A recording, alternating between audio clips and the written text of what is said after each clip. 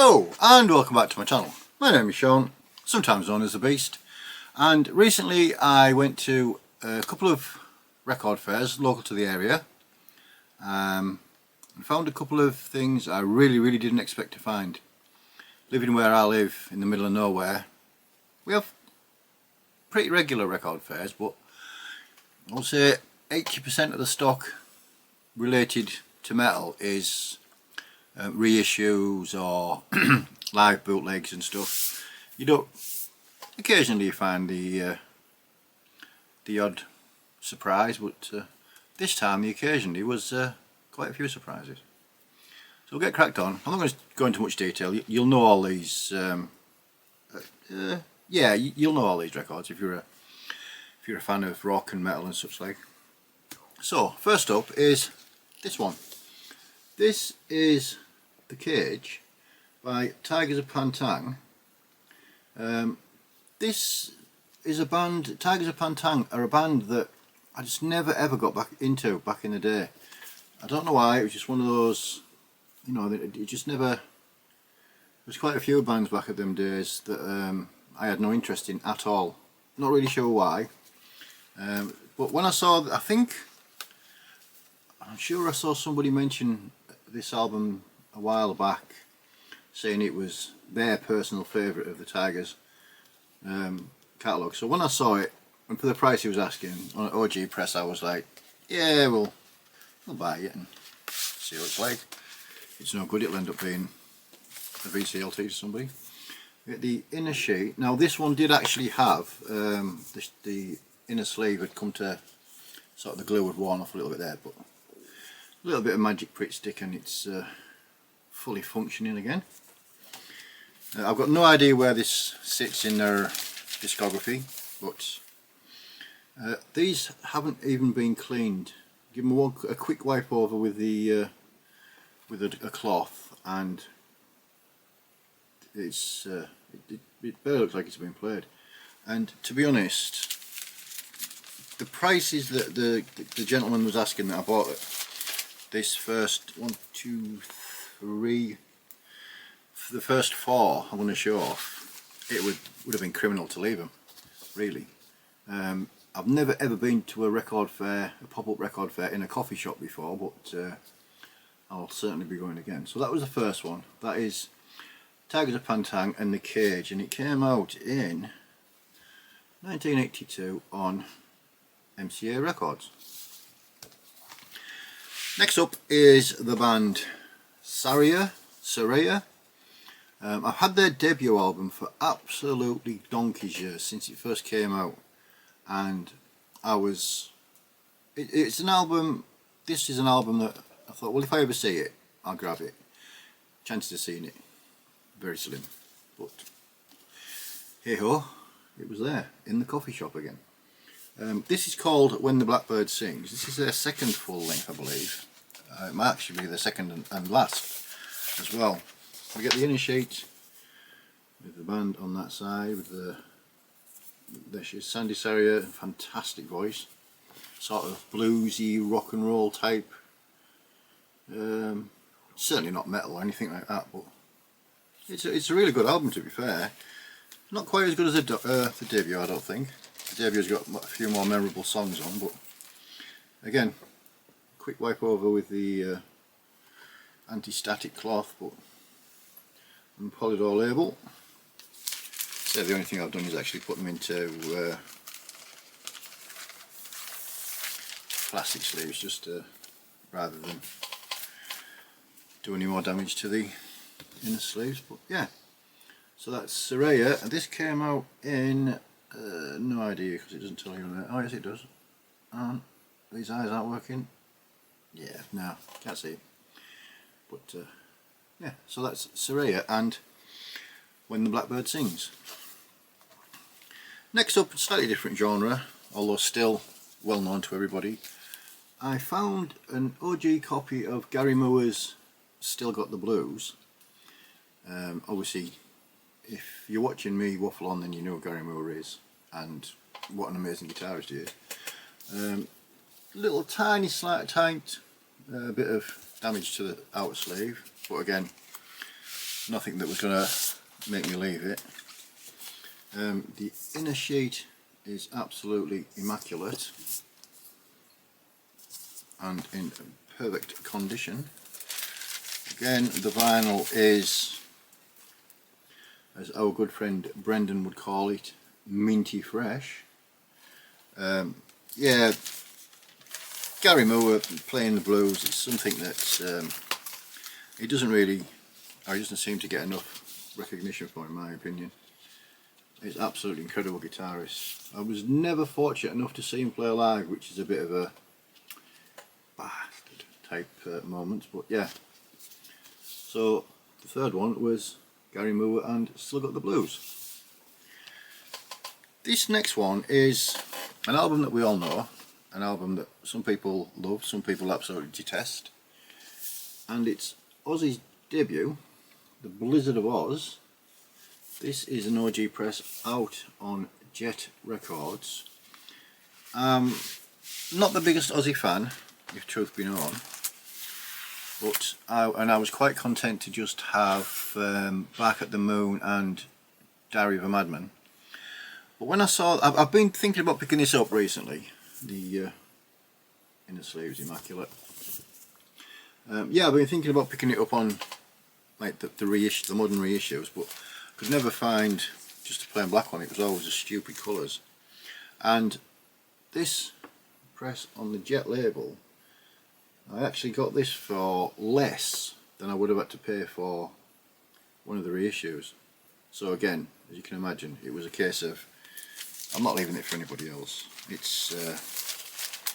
does actually have two of my favourite Ozzy tracks on it as well, Crazy Train and Mr. Crowley.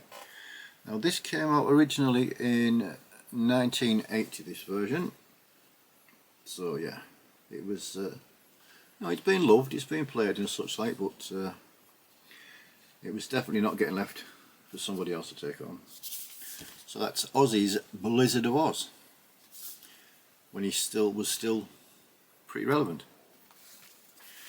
Now next up is not an OG press, but it's an earlier pressing than the one I previously owned, and again it was a case of, well, for that price somebody's selling records that they don't know what they've got.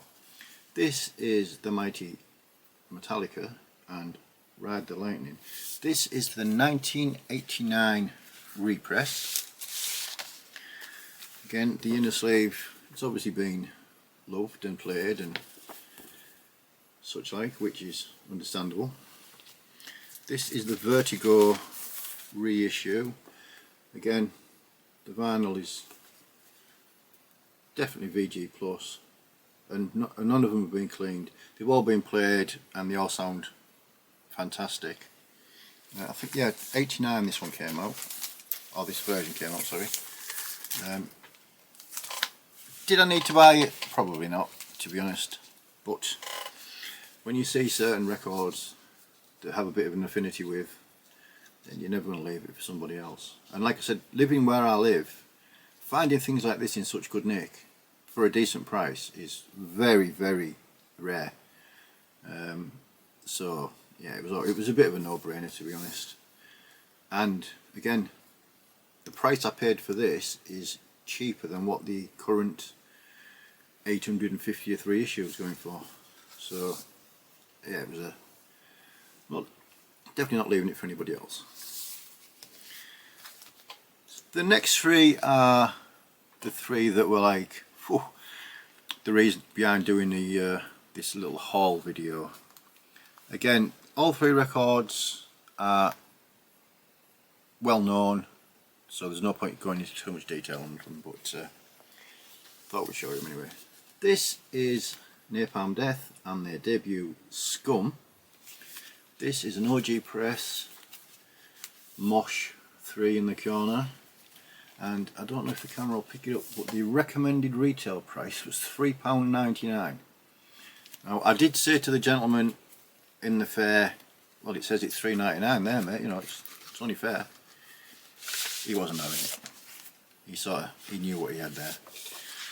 We get the inner sheet with the collage and the intrinsically tiny lettering. on that side. The vinyl itself is, again, I don't know how clear it shows up on the camera, but there's no marks on these at all. There's a lot, they actually don't even look like they've been played, and I didn't really need to own another version of this album, but it was too clean to leave it there for somebody else. Because being collector scum, I'm quite selfish like that, as I think most people would have been, seeing that for that price, for the price I paid for it. So, Napalm Death and Scum.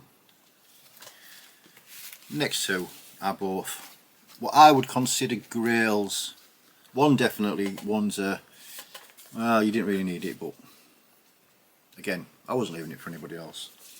This is the mighty Kreator, and they release Pleasure to Kill. This is the 1986 version. Again, it's obviously been played and been loved and enjoyed, but it is in pretty decent condition considering how old it is.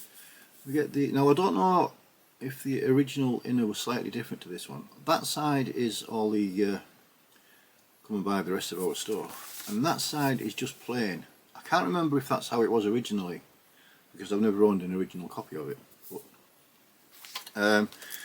and I did own an hour about buying this, with it being, you know, an album I've got a couple of versions of. But then when I saw that it was actually the red vinyl version, I'm considering I normally complain about coloured vinyl on Noise Records, and again, there's not a mark. I don't know if you can see it, but there's not a mark on any of these. It's and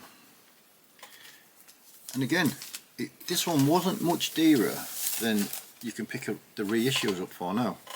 So I thought, well, an OG press, a little bit of bartering and haggling as well, and I was more than happy to let the seller be able to buy a cup of coffee that day. So that is the mighty Kreator with the rather fantastic Pleasure to Kill. Now then, this is a grail. This is a grail I've been after for a very long time and never come across anywhere. So to find it in this condition was just unbelievable. The price he was asking for was nowhere near any of the things you see on Discogs, because we all know how bent Discogs is, where you'll get one person that's quite prepared to pay a set price, and then all the other sellers think, right, fuckface is paid X amount of pounds, everybody else is going to. This is Sodom and the incredible Agent Orange. This is, when I saw this in the bins that he had them in, it was a case of how controlled can I keep my emotions and lessen the excitement factor so he's not oh, he's keen as mustard to get that. I didn't pay the asking price that he actually wanted. There was a bit of negotiations and such like, but we came to a price I was more than happy to pay. The inner sleeve is again in pretty good nick. It has got a little seam split just down here on the bottom, which is the reason it's not the record's not actually in here anymore. The record is, it's been played, it's been loved. There's a couple of little surface marks on it, but to find this on the steam hammer press, when you see the prices that it goes for on Discogs and eBay and such like that, I mean, I had a look on Discogs as I was actually entering this version up, and there's copies going for £400. Now I don't know who in the right mind would ever consider paying £400 for any record. I certainly paid nowhere near that, not even a quarter of that.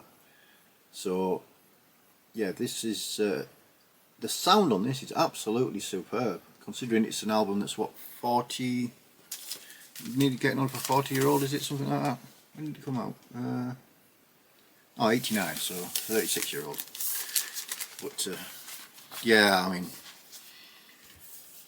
being a thrash fan and being keen to try and track this down, I was expecting to pay like London prices, you know, or having to pay a crap load on shipping and stuff like that. So to find it in our local village, which is literally 10 minutes away, in a little church hall, was absolutely stupendous. Obviously now I'm in contact with the seller regularly, and he's promised if he finds any other gems to keep me in mind. So yeah, I would say that the weekend of the 22nd and 23rd of February was quite memorable for Mr. Beast, and absolutely stoked to now be the proud owner of Agent Orange in all its lovely, immaculate, thrashtastic glory. So that's it. Certainly not a bad haul. If you follow me on my socials, you'll have probably seen all them on the photograph I put up the other day. If you've stuck with me this long, thank you very much for watching. Hello to the new subscribers. Picked a couple up. I did actually lose a couple after the last, I think it was when I did the black metal update. I think a certain Mr. Goat Moon showing one of his records probably offended a few people, which that's fair enough, it's understandable. If you know any of these, or you said, well, that's not actually an OG press, it's a Russian boot and I want to spoil your day, please pop down in the comments and let me know. I'll probably know you're telling fibs though, because I do actually do a little bit of research before I spend money. We'll be back with probably a collection update, or more than likely it'll be a what's been spinning type thing. I've got a really good live box set came in the other day that's absolutely superb, so we might do like a one-off, just talk about that type thing. Look after one another, enjoy whatever music you're listening to, whatever genre of music you're listening to, and as always, until next time, cheers.